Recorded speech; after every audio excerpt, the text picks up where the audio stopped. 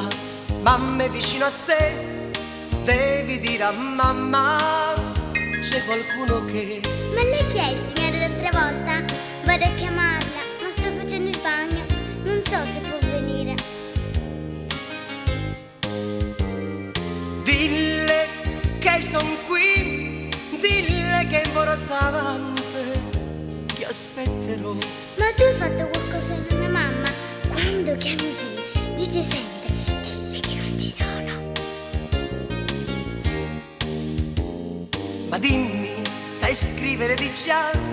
È bella casa tua, a scuola come va?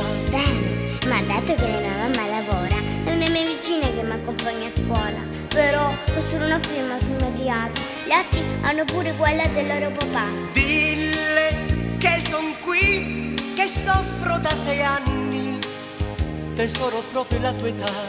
No, io ho solo 5 anni, ma tu la conosci la mia mamma? Mi ha parlato mai di te. Aspetta, Piange il telefono perché lei non verrà, anche se grido ti amo, lo so che non mi ascolterà. Piange il telefono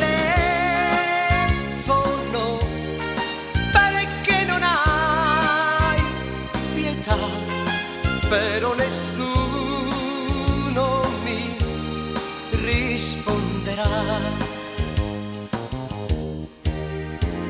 L'estate andata a villeggiare all'Hotel Riviera, ti piace mare? Oh sì, tanto, lo sai che so nuotare.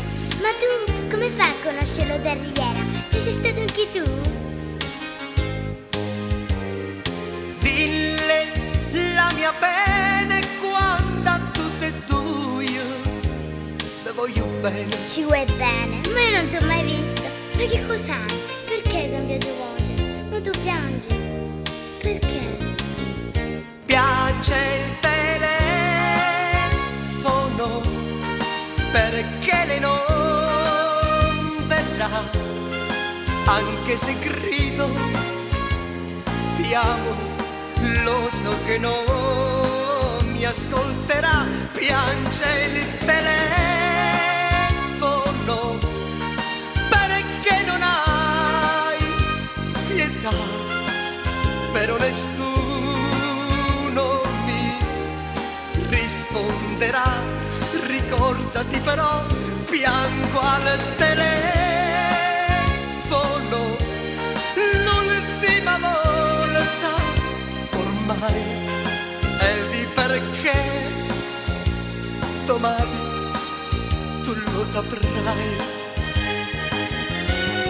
Falla aspettare, Sto uscendo, falla fermare, è andata via.